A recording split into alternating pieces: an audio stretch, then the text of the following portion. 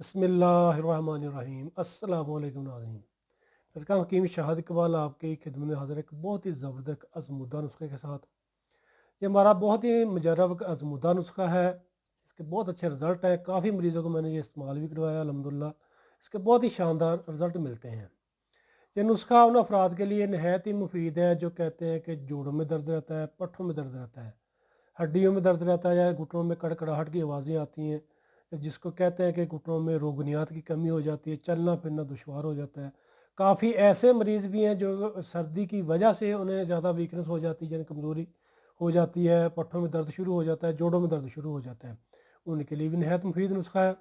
नुस्खा मैं आपको सारा दिखाता हूँ और कोशिश करूँगा कि नुस्खा मैं वीडियो की डिस्क्रिप्शन में लिख दूँ, वहाँ से आप लिख कर बना सकते हैं अगर आप हिकमत को समझते हैं तो। अगर नहीं समझते, जड़ी बूटियों की नहीं शनाख्त, तो फिर आपने किसी अच्छे हकीम के ज़ेर निगरानी ये नुस्खा बनाकर इस्तेमाल करना है।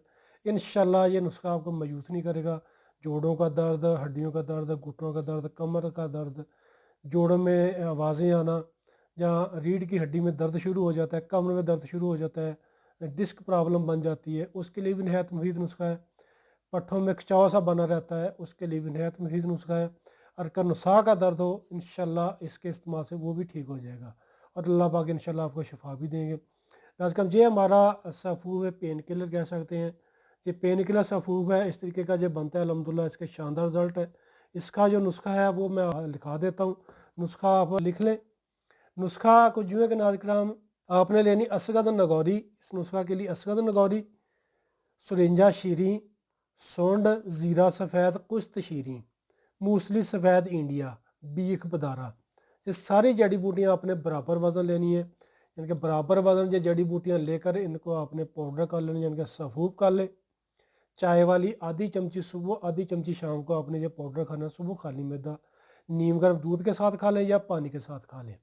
और इसके साथ नाज़रीन जो मालिश के लिए तेल है, ये आपने तेल भी इस्तेमाल करना है इंशाल्लाह बैरूनी इस्तेमाल के लिए। इसका जो नुस्खा है वो मैं वीडियो के डिस्क्रिप्शन में लिख दूंगा, वहाँ से आप लिख सकते हैं। अगर आप हिकमत को समझते फिर आप बनाइएगा, नहीं समझते तो फिर आपने किसी हकीम की निगरानी, यानी कि जो अच्छा हकीम हो, ईमानदार हो, उसके ज़रिए निगरानी ये नुस्खा बना कर इस्तेमाल कर ले। और ये कैप्सूल है, ये भी अल्हम्दुलिल्लाह बहुत अच्छा रिज़ल्ट देंगे। ये आपने इस्तेमाल करने हैं खाना खाने के घंटे बाद, सुबह शाम दूध के साथ।